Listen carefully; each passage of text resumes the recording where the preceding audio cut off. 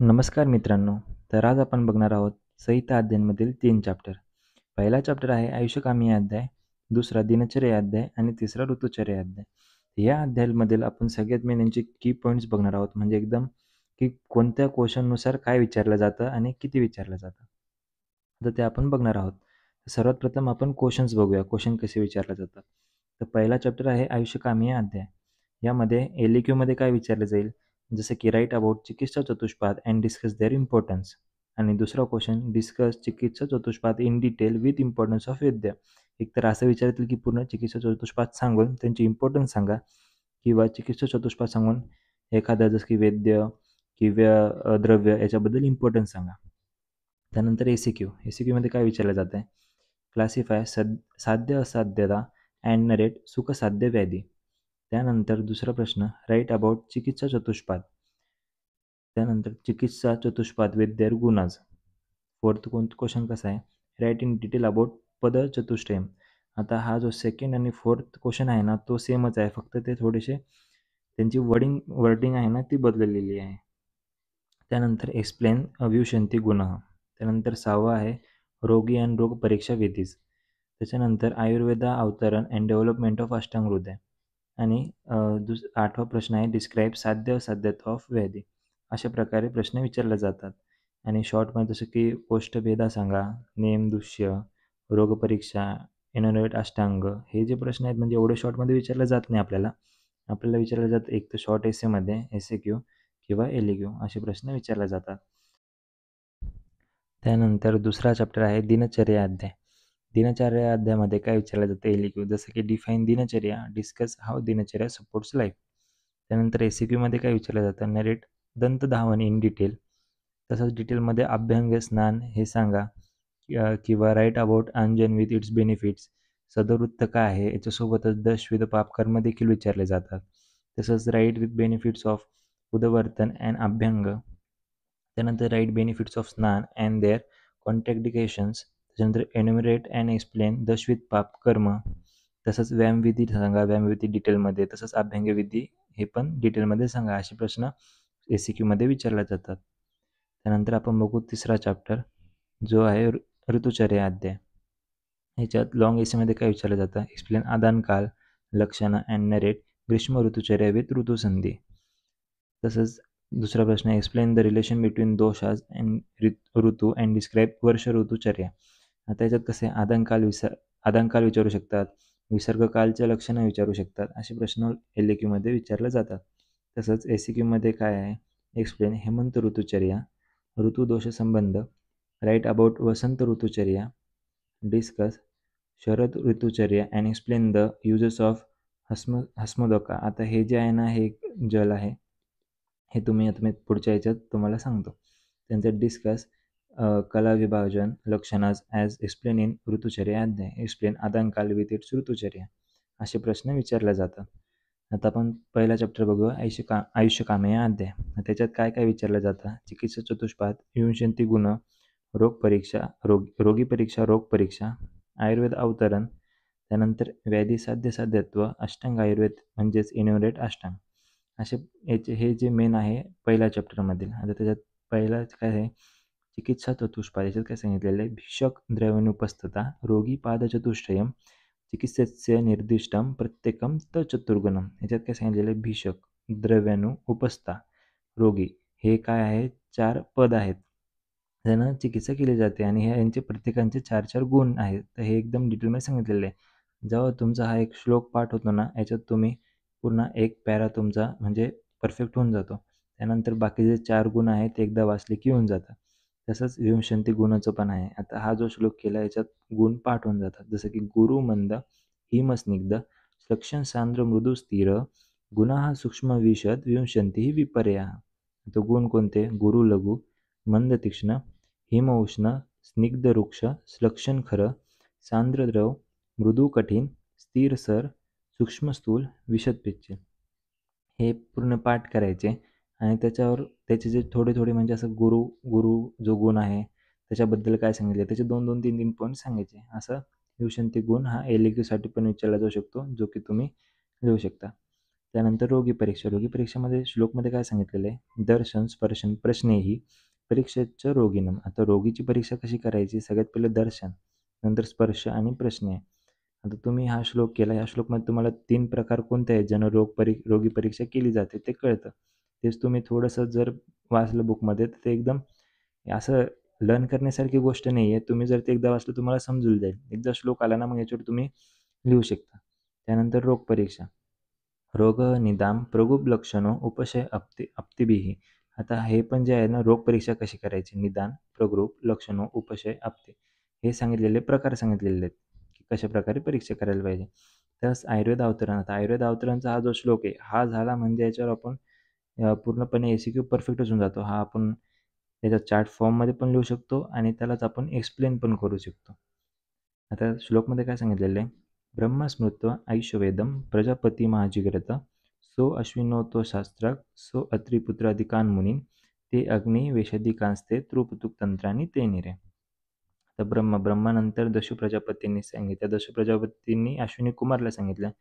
अश्विनी कुमारने इंद्राला, इंद्रानंतर आत्रेयदी महर्षी आणि नंतर अग्निवेशांतीचे जे शिष्य होते त्यांनाही आयुर्वेदाचे अवतरण प्राप्त झालं. त्यानंतर व्याधी साध्य साध्यत्व. आता चरकमध्ये हे खूप मोठेपणे एक्सप्लेन केलेलं आहे, पण एकदम शॉर्टमध्ये कसं चार्ट फॉर्ममध्ये माहीत पाहिजे. व्याधीचे 2 प्रकार आहे, साध्य, असाध्य.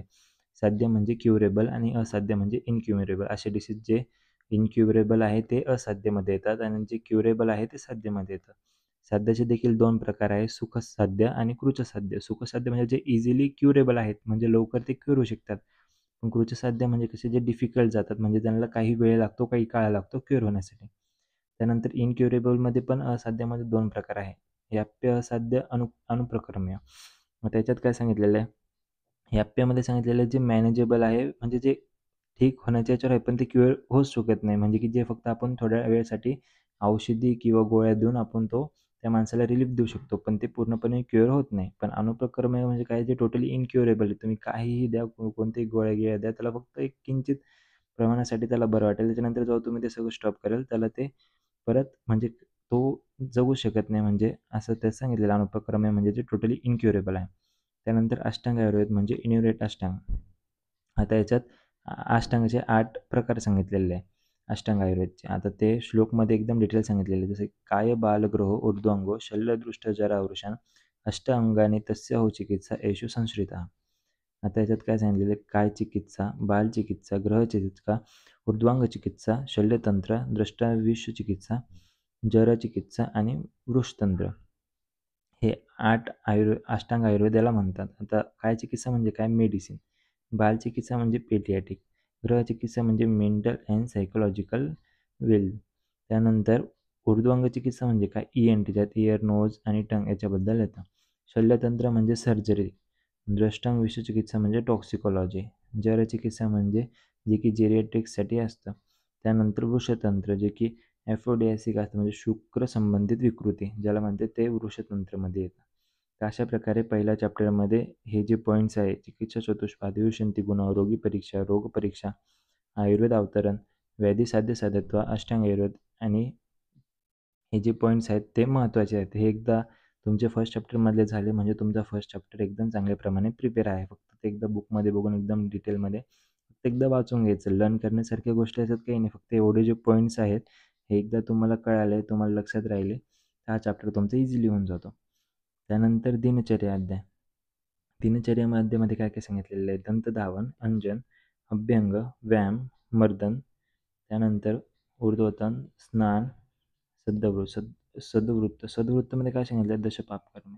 सदवृत्तमध्ये दशपापकर्म सांगितलेले आहे. आता दंतधावनमध्ये काय सांगितलेले आहे की काय वापरावे? जसं की मूळ, ताज्या व वनस्पतींचा वापर करावे. जसं की नैसर्गिक टूथब्रश आहे. त्याच्यात कोणते कोणते रस असले पाहिजे? कषाय, कटू, तिक्त रस त्यात असले पाहिजे. त्यानंतर त्याचे जे अग्रभाग म्हणजे जे आता ब्रश असतो ना, ब्रशच्या वरती ते कसं असं म्हणजे सॉफ्ट असावं. त्यानंतर त्याचे भक्षण कोण म्हणजे भक्षण करावे, पण कोणी करू नये. कोणी करू नये. जसं की नेत्ररोग आहे, शिरोरोग आहे, हृदयरोग आहे, कर्णरोग आहे, यांनी ते भक्षण करू नये. त्यानंतर अंजन. अंजनमध्ये काय सांगितलं? अंजन म्हणजे काय? काजळ किंवा सुरमा. आता हे जे काजळ आणि सुरमा लावायची प्रथा आहे ना, ही उत्तर भारतमध्ये आहे. तसेच आता चक्षुरेंद्रियामध्ये तेज महाभूत असते, त्यामुळे हा कोणतं ग्रहण करतो. त्यानंतर त्यामुळे अभ्यंगामध्ये काय बघणार आहोत? अभ्यंग म्हणजे काय? तेल लावणे. तेल लावल्याने काय होते? श्रम, वात दूर करतो. तसेच आयुष्य, निद्रा, पोषण उत्तम करणारा आहे. म्हणजे अभ्यंग केल्याने आयुष्य वाढते, आयुष्य हितकारक होते, असं त्यात त्यांनी सांगितलेले आहे. आणि अभ्यंग कुठे कुठे करावे? पाय आणि कान इथे करावे. आणि अभ्यंग कोणी करू नये? ज्यांना कफ ग्रासलेला आहे, अजीर्ण आहे, त्यांनी अभ्यंग करू नये. त्यानंतर बघू आपण व्यायाम. व्यायाम काय सांगितलं? व्यायाम केल्याने काय होते? हलकेपणा येतो, अग्नी प्रदीप्त होते आणि मेद जडते. आता जे वातपित्तात्मक रोग आहेत त्यांनी व्यायाम करू नये. म्हणजे जे असे रोगी आहेत ज्यांना वातपित्तात्मक रोग आहेत त्यांनी व्यायाम करू नये. ग्रीष्म व वर्ष ऋतूमध्ये कमी व्यायाम करावा आणि हेमंत व शिशिर ऋतूमध्ये जास्त व्यायाम करावा. आता मर्दन म्हणजे काय? मसाज. आता जे की विशिष्ट दिशेने दाब देऊन विशिष्ट प्रकारे अंग चोळणे त्याला मर्दन असे म्हणतात. आता उद्वर्तन म्हणजेच काय? उटणं लावणे. जो काय करतो? कफाचा नाश करतो, चरबी विरघळणे, अवयवांना स्थिर करणे, त्वचा प्रसन्न ठेवणे. हे काम कोण करते? उद्वर्तन. त्याच्यानंतर त्यात काय काय वापरले जाते? जसं की म्हणजे उठण्यासाठी काय काय वापरलं जाते? त्रिफळ वापरले जाते, नागरमोथा वापरला जातो, वाळा, चंदन इत्यादी वापरले जातात. त्यानंतर आपण बघणार आहोत स्नान. स्नान म्हणजेच काय? अंघोळ. स्नान केल्याने काय होते? अग्नी प्रदीप्त होते, आयुष्य हितकारक होते आणि ऊर्जा बलदायक देते. आता खाज, मळ, श्रम, घाम, झापड, तहान, दाह, पाप जिंकणारे आहे काय? स्नान. त्यानंतर स्नान आता करण्यासाठी आपण काय करतो? गरम पाणी, थंड पाणी वापरतात. त्याच्यात सांगितलेलं की पाणी आता जे डोक्यावरून कोणतं पाणी घ्यावे? फक्त थंड पाणी घ्यावे. कधीही गरम पाणी डोक्यावरून नाही घ्यावे. डोक्यावरून कधी पण गार पाणी घ्यायचं आणि त्याच्या खाली डोक्याच्या खाली गरम पाणी वापरावे. आता सदवृत्तामध्ये काय सांगितलं? दशपाप कर्म. आता हा जो श्लोक आहे याच्यात पूर्ण दशपाप कर्म सांगितलेले आहे. हिंसास्तेय, अन्यताकाम, पेशून्य पुरुष अनुरोध, संबिनाल्प व्यापाद, अभिद्या, दुर्गती पापकर्मे दशदा, कायवांग मानस्ते त्यजेत.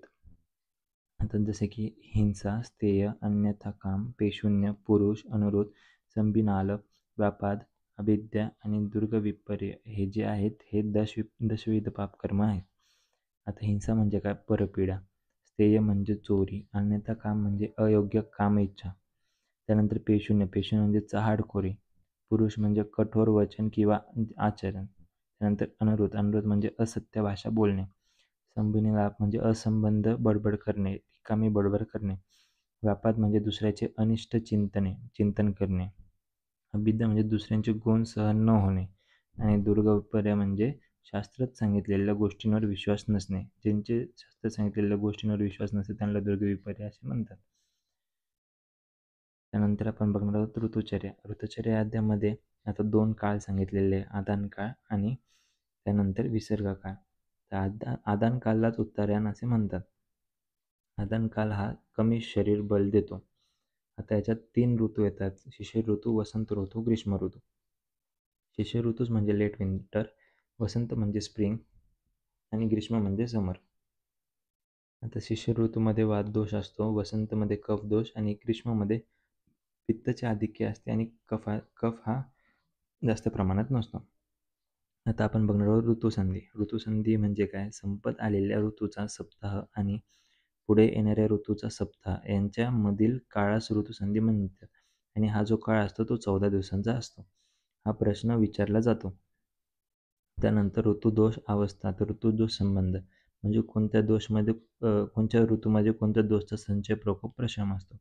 असं आता बघितलं गेलं की ग्रीष्म ऋतूमध्ये वाताचा संचय असतो आणि त्यानंतर तर आता दोष बघितला वातमध्ये काय सांगितलेलं आहे? ग्रीष्म संचय व वर्षाचा प्रकोप आणि शरद प्रशम.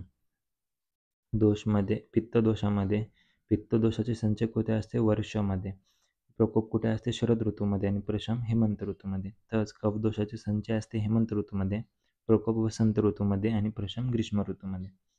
आता आपण बघूया विसर्ग काळालाच काय म्हणतात? दक्षिणायन काळ, जे की बल वाढवणारे आहे. कोणते 3 ऋतू आहेत? वर्षा, शरद आणि हेमंत. वर्षा म्हणजे मॉन्सून, शरद म्हणजे ऑटम आणि हेमंत म्हणजे अर्ली विंटर. आता आपण सगळे ऋतू बघूयात.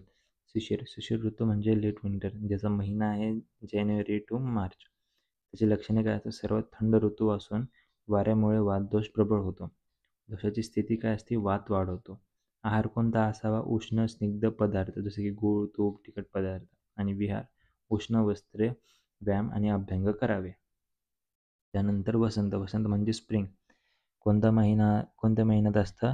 मार्च टू मे. लक्षणे काय असतात? वातावरण मध्यम असते, परंतु हिवाळ्यात साचलेला जो कफ असतो तो वितळू लागतो आणि शरीरात कफ विकार होऊ शकतात. आता दोष स्थिती काय सांगते? कफचा प्रकोप. आहार कोणता? कटू, तिक्त, कडू पदार्थाचे जसं की मध, सुंठ, मेथी, कोरड्या पदार्थांचे सेवन करावे. विहार म्हणजे काय काय करावे? व्यायाम करावा, उष्ण जलाने स्नान करावे आणि वमन करावे. ग्रीष्म म्हणजे काय? समर. आता कोणता महिना येतं? मे टू जुलै. त्यानंतर त्याची लक्षणे काय आहे? उष्णता प्रचंड वाढते, शरीरातील जलतत्व कमी होते, त्यामुळे शरीरात उष्णतेचे विकार वाढतात. तर दोष स्थिती काय आहे? वाताची वृद्धी होते आणि पित्त हा संचित असतो. आहार कोणता आहार घ्यायला पाहिजे? ग्रीष्म ऋतूमध्ये गोड शीतल पदार्थ घेतले पाहिजे. तसंच विहारमध्ये काय आहे? दुपारी विश्रांती घ्यावी, शीतल ठिकाणी राहणे आणि उष्ण खाद्यपदार्थ टाळावे. त्यानंतर वर्ष म्हणजे काय? मान्सून. कोणत्या महिन्यामध्ये वर्षा ऋतू असतो? जुलै टू सप्टेंबर. लक्षणे काय आहे? वातावरण दमट आणि थंडसर असते, त्यामुळे पचनशक्ती मंदवते आणि वातविकार होण्याची शक्यता वाढते. आता दोष स्थिती याच्यात काय असेल मग? वाताचा प्रकोप आणि पित्त संचय. आहार काय सांगितलेलं आहे की वर्षा ऋतूमध्ये हलका आणि उष्ण पदार्थ घ्यावे. विहार काय सांगितले? जास्त भिजणे टाळणे, उष्ण वस्त्र परिधान करणे आणि व्यायाम टाळावा. वर्षा ऋतूमध्ये व्यायाम करू नये आणि जास्त भिजणे टाळावे. त्यातला चौथा ऋतू वर्षा ऋतू. आता त्यानंतर आपण बघूया 5वा ऋतू जो आहे शरद. शरद म्हणजे ऑटम. आता ऑटममध्ये काय सांगितलेलं? ऑटम हा कोणत्या महिन्यात असतो? September to November. त्याची लक्षणं काय आहे? उन्हाळ्याच्या उष्ण गुण अजूनही प्रभावित असतो, त्यामुळे पित्ताचे विकार वाढतात. दोष स्थिती मग याच्यात काय असेल? पित्त प्रकोप, कारण की पित्ताचे विकार वाढतात. आता आहार काय असावे? ताजे फळ खावे, गोड खावे, तिखट रसयुक्त पदार्थांचं सेवन करावे. विहार काय सांगितलं? जलविहार. त्यानंतर शीतल जागी राहणे आणि दुपारची झोप टाळावे. त्यानंतर आपण बघूया हेमंत. हेमंत ऋतूलाच काय म्हणतात? Early winter. कोणत्या महिन्यात असते? नोव्हेंबर टू जानेवारी. यांचे लक्षणे काय आहे? या काळात वातावरण थंड असते आणि पचनशक्ती तीव्र असते, त्यामुळे पौष्टिक आहार सेवन करण्याचा हा उत्तम काळ असतो. दोष स्थिती काय आहे? वात शांत असतो आणि कफाची वृद्धी होते. आहार काय काय घ्यावा? स्निग्ध, उष्ण, पौष्टिक पदार्थांचे सेवन करावे. आणि विहारमध्ये काय सांगितले? तेलमर्दन करावे, स्नान करावे आणि वस्त्र घालावे. आता जो आपण क्वेश्चन बँकमध्ये जो प्रश्न बघितला होता, हंसोदक, हा SEQसाठी विचारला जातो. आता हंसोदक म्हणजे काय? शुद्ध आणि सात्विक पाणी, ज्याची निर्मिती शुद्ध पाणी कशी होते? शुद्ध पाणी घेतले जाते, त्याला सूर्यप्रकाशात ठेवल्यामुळे त्यातील अशुद्धी निघून जाते. त्यानंतर चांदण्याच्या प्रकाशात ठेवले जाते, ज्यामुळे त्याला सौम्य शिथिलता प्राप्त होते. त्यानंतर ते पाणी सोन्याच्या किंवा चांदीच्या भांड्यात संग्रहित केले जाते. हंसोदक हे पाणी पचण्यासाठी हलके आणि शरीरात अनुकूल असते, त्यामुळे याला म्हणजे चांगलेच महत्त्व आहे, जे की शुद्ध आणि सात्विक पाणी आहे. त्यामुळे हा प्रश्न विचारला जातो SEQसाठी. तर अशा प्रकारे आपण 3 चॅप्टर बघितलेले, ज्यात मेन पॉईंट्स काय आहेत, जसे की पॉईंट्स जे आहेत ते आपण बघितलेले आहेत, जेणेकरून चॅप्टर रिवाईज करायला एकदम सोपा जातो. जर तुम्हाला याच्याबद्दल काही डाऊट असतील तर कमेंट करा आणि फॉलो करा. थँक्यू.